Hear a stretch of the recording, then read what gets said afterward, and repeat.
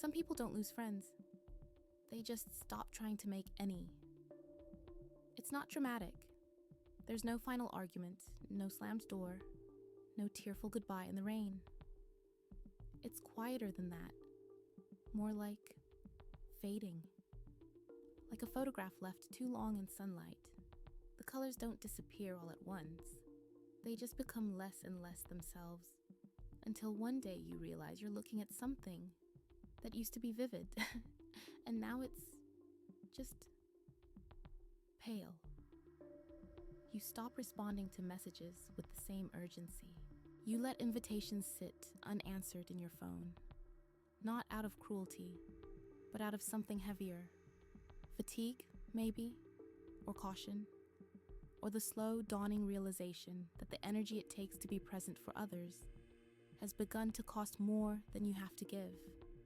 And so you withdraw, not coldly, not vengefully, just gradually, like a tide that doesn't crash back into the ocean, but simply stops reaching the shore. The world calls this loneliness.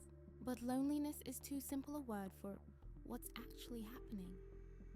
Because what looks like isolation from the outside can feel from the inside like the first honest breath you've taken in years.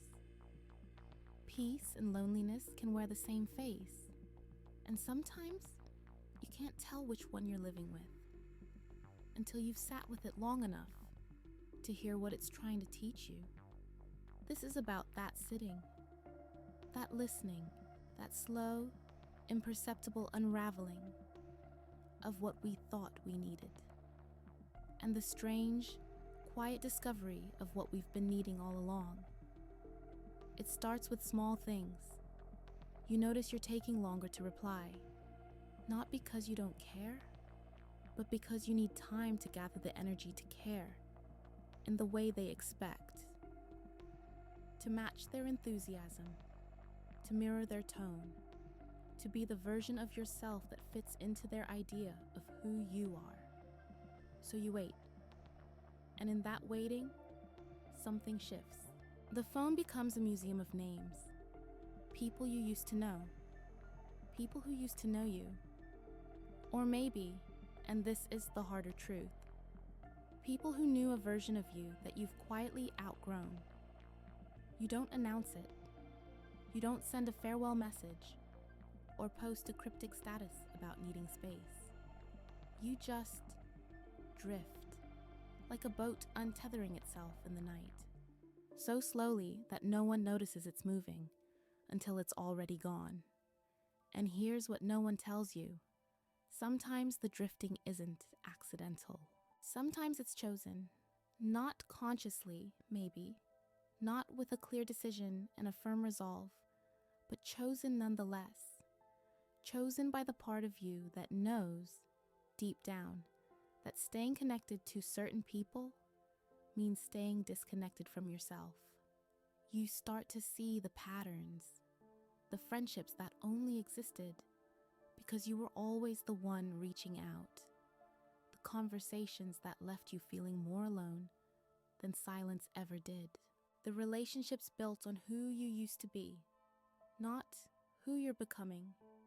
And so you stop, not because you're cold, not because you're bitter, but because you're tired.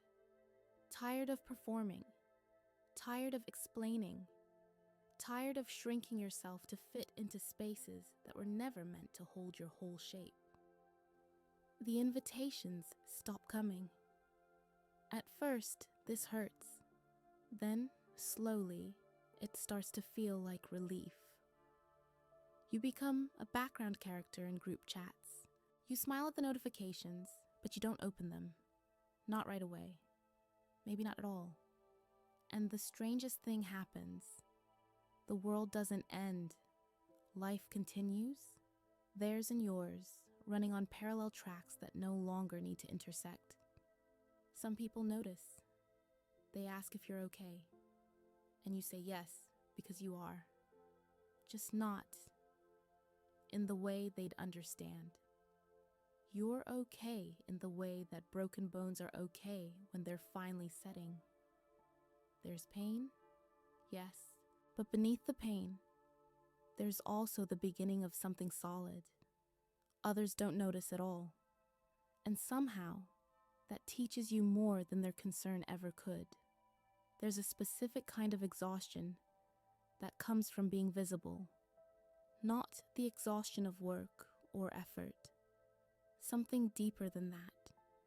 It's the exhaustion of being perceived, of knowing that every word you speak, every silence you hold, every expression that crosses your face is being read, interpreted, cataloged by someone else's expectations.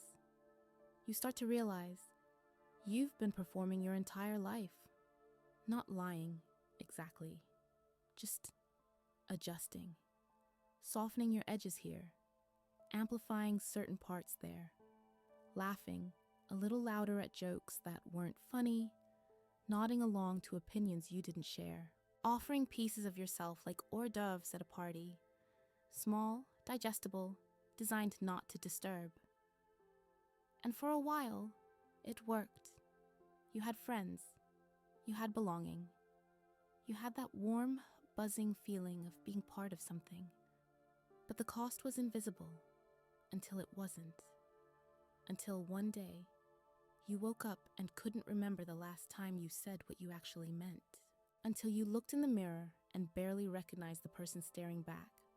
Not because you'd changed, but because you'd been so busy being what others needed that you forgot to be anything for yourself. So you withdrew. And people called it antisocial. They called it depression. They called it a phase, a mood, a problem to be fixed. But what if it wasn't any of those things? What if it was just honesty? The first honest thing you'd done in years. You stopped pretending you had the energy for small talk. Stopped forcing yourself to attend gatherings that left you feeling hollowed out. Stopped answering questions like, "How are you?" with the reflex of, "Good you?" Because good wasn't true, and you were tired of trading truth for comfort.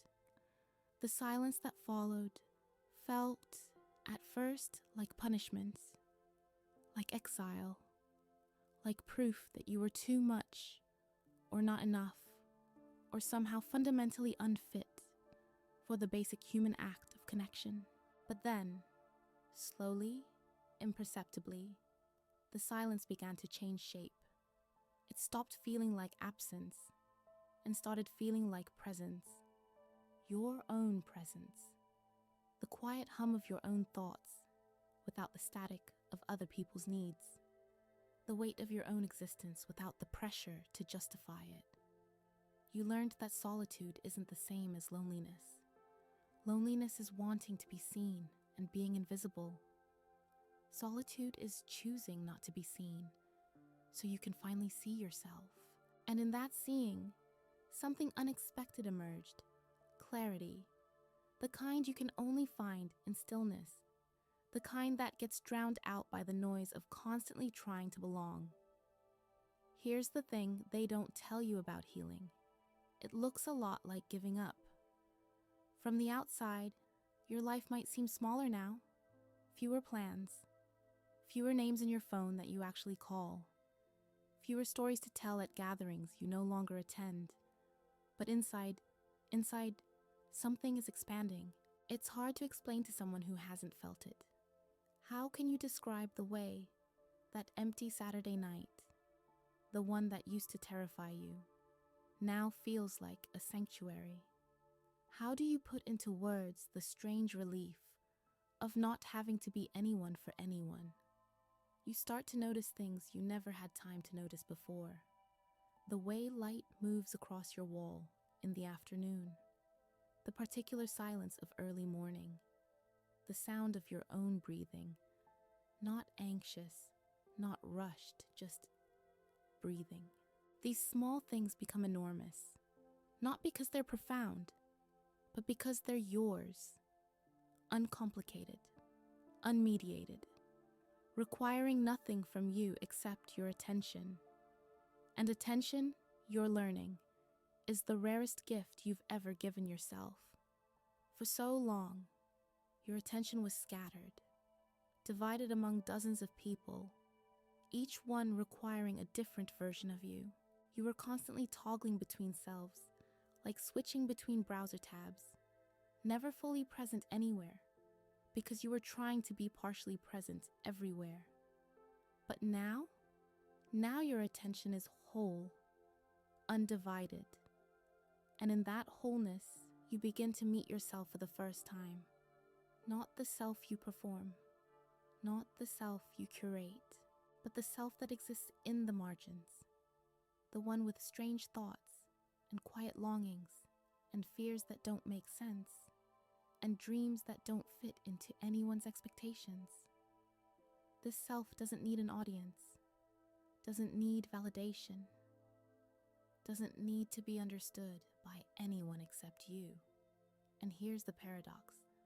The moment you stop needing people to understand you, you become more yourself than you've ever been. Peace, you discover, isn't the absence of loneliness. It's the presence of something else, something harder to name. Self-trust, maybe, or self-recognition, or simply the deep, abiding knowledge that you can be alone without being lost, that you can be friendless without being loveless, that the quietest room in your life can also be the most truthful. Some days, this feels like victory. Other days, it feels like resignation. Most days, it's both, a bittersweet acceptance that you're not built for the kind of connection that most people seem to navigate so effortlessly. And that maybe, just maybe, that's not a flaw. Maybe it's just a different way of being human. The loneliness doesn't disappear. Let's be honest about that.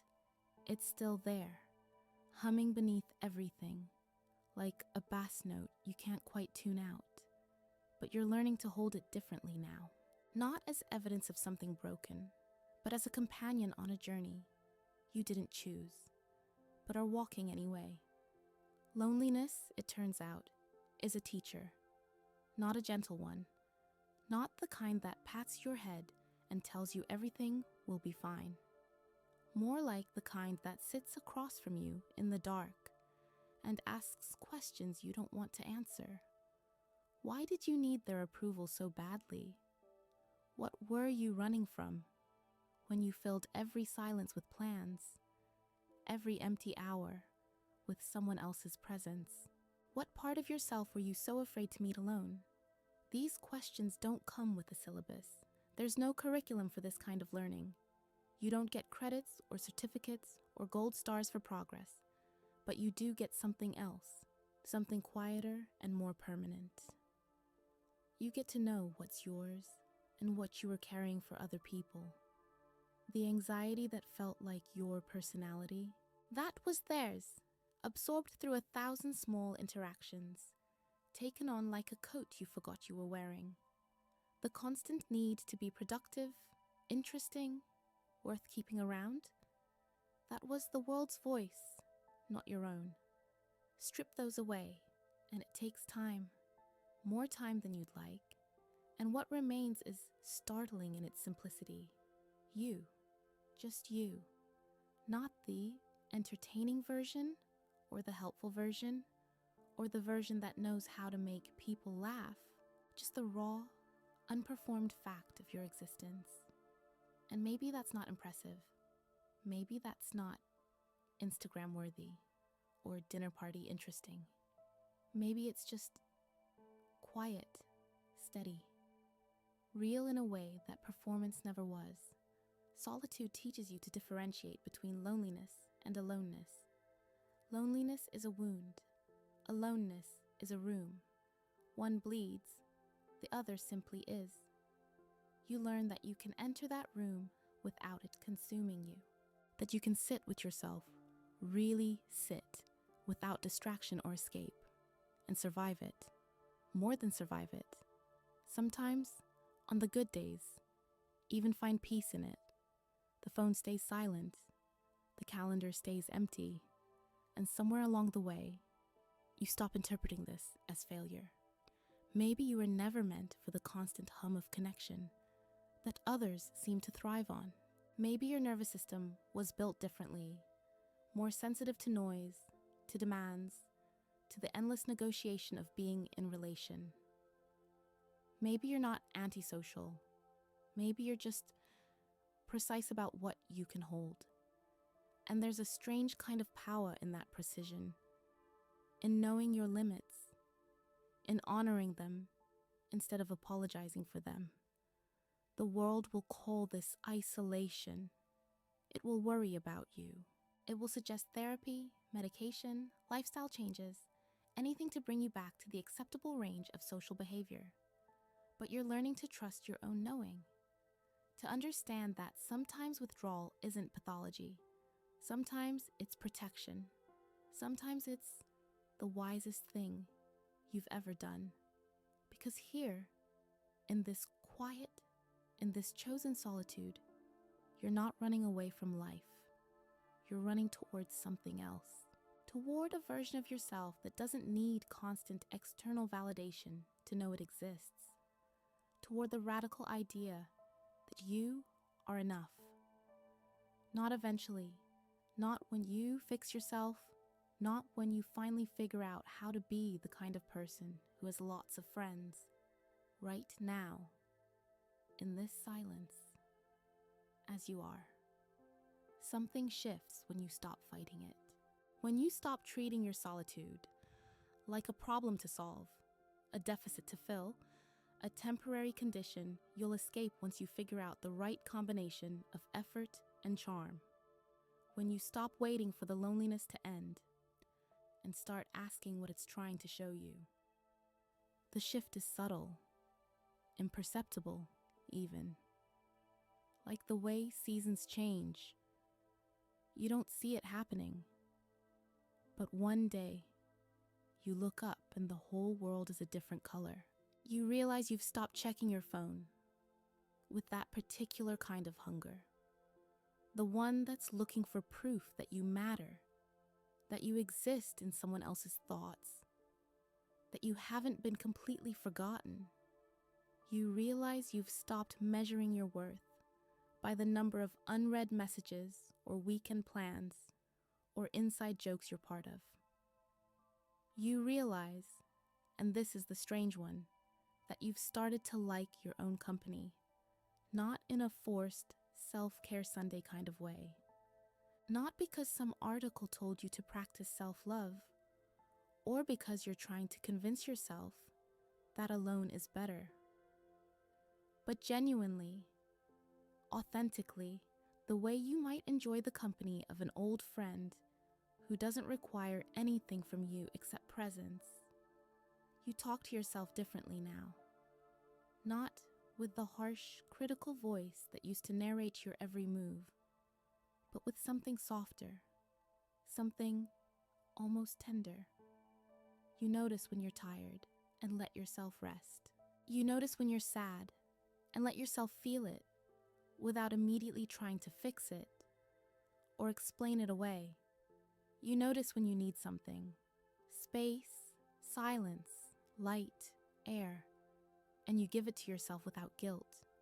This is new, this self-attentiveness, this gentle listening to your own needs without judging them as weakness or indulgence. For so long, you were attuned to everyone else, reading their moods, anticipating their needs, adjusting yourself to maintain harmony. You became fluent in other people's languages and forgot your own. But here, in the solitude, you are remembering, slowly, word by word, the particular dialect of your own soul. You're learning what you actually like, not what you said you like to fit in, but what genuinely moves you.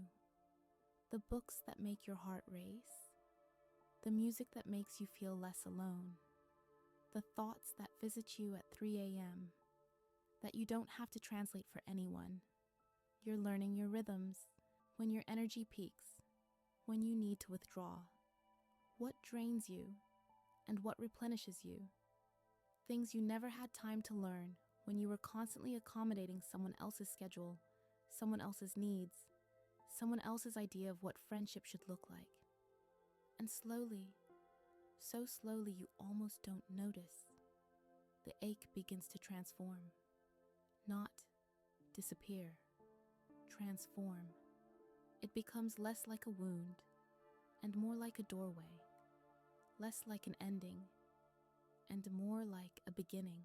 The loneliness that once felt like punishment starts to feel like preparation. For what? You're not entirely sure yet, but you sense it, something forming in the quiet, some new way of being that couldn't have emerged in the noise, some truer version of yourself that needed this emptiness to take shape. You don't wake up one morning, suddenly healed, suddenly whole, suddenly ready to rejoin the world with open arms. That's not how this works. It's messier than that, more complicated.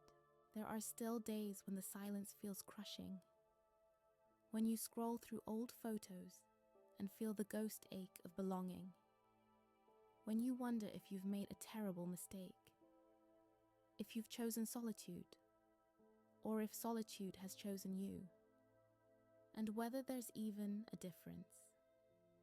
There are still moments when you see groups of friends laughing in coffee shops and feel that old, familiar pang. Not quite envy, not quite grief. Something in between, a recognition of a life you once wanted, maybe still want, but can't seem to reach for anymore. 'Cause reaching requires energy you don't have, trust you can't afford, vulnerability that feels right now like too high a price to pay. And that's okay. You're learning that it's okay. You're learning that transformation doesn't mean transcendence. You don't have to rise above the loneliness or evolve past the need for connection. You don't have to become some enlightened hermit who's perfectly content in isolation. You just have to be honest about where you are, about what you can hold, about the fact that right now, in this season of your life, solitude feels safer than exposure. Silence feels truer than small talk. Your own company feels less exhausting than the constant work of being someone people want to keep around. This honesty, raw, unglamorous, unshareable, becomes its own kind of peace. You stop apologizing for it. Stop explaining it. Stop trying to make it make sense to people who've never needed this kind of quiet to survive. You start to see that there are different ways of being alive. That connection isn't a monolith. That some people need wide circles of friendship, and others need deep solitude, punctuated by rare, intense encounters.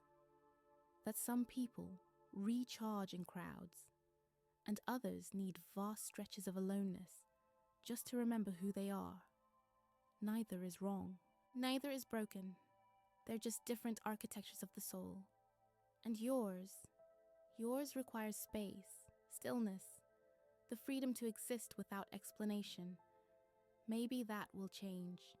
Maybe one day you'll be ready for friendships again. Real ones. Not the performing kind. Friendships built on truth instead of convenience. On genuine resonance instead of proximity or habit. Maybe you'll meet people who understand your silences, who don't take your withdrawal personally, who can hold space for your complexity without trying to simplify you into something more manageable. Or maybe you won't. Maybe this solitude is not a phase, but a calling. Maybe you're being shaped for something that requires you to be alone, to be still, to listen to the quieter frequencies that only reveal themselves in silence. You don't know yet, and you're learning to be okay with not knowing. What you do know is this: You're not hiding anymore. You're not running. You're not waiting for rescue or reunion or some external force to make you feel whole again. You're here, in the quiet, in the stillness, in the wide, open space of your own life. And for the first time, in longer than you can remember, you're not afraid of what you'll find there. There's a moment, you can't pinpoint when exactly, when loneliness stops being something that's happening to you and becomes something you're moving through, like walking through fog. At first, you can't see anything. You're disoriented, afraid, convinced you'll be lost in it forever. But then your eyes adjust. You learn to navigate by different senses, and eventually, you realize the fog isn't trapping you. It's just the landscape you're in, right now. And landscapes change. This one will too, but not in the way you once thought. Not by filling back up with people and plans and the comfortable chaos of belonging. Maybe not that way at all. The change is internal, alchemical. The loneliness doesn't leave, but its meaning transforms. It stops being evidence of your inadequacy and becomes proof of your discernment.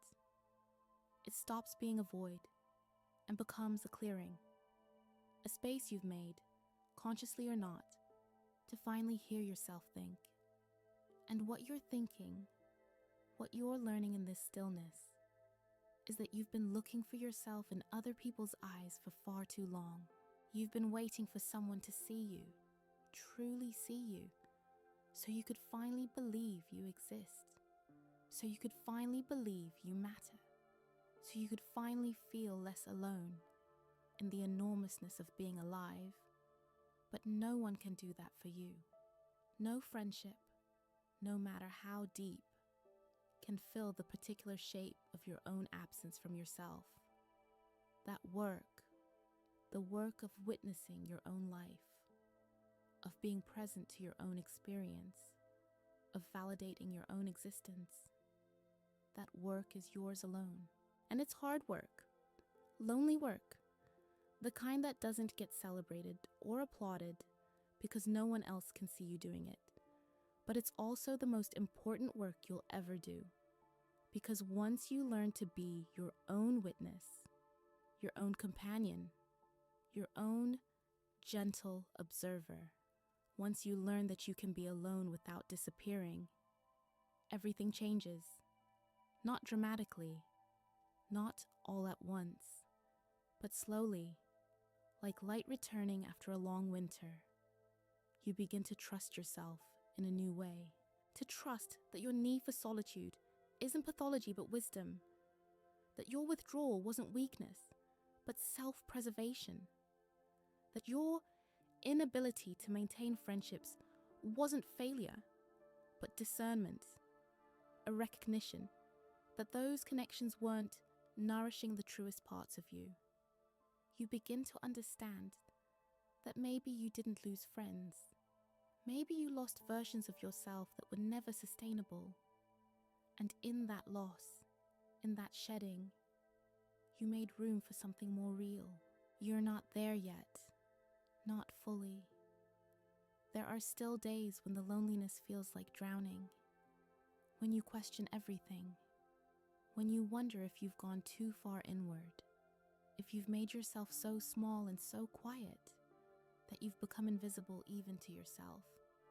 But then morning comes, light on the table, your own breath, the simple, undeniable fact of your existence. And you remember, this stillness is not punishment. It's preparation. For what? You're still discovering, but you feel it forming. Some new capacity, some deeper knowing, some version of yourself that could only emerge in the quiet. The one that doesn't need constant external validation to know its worth. The one that can stand alone without crumbling.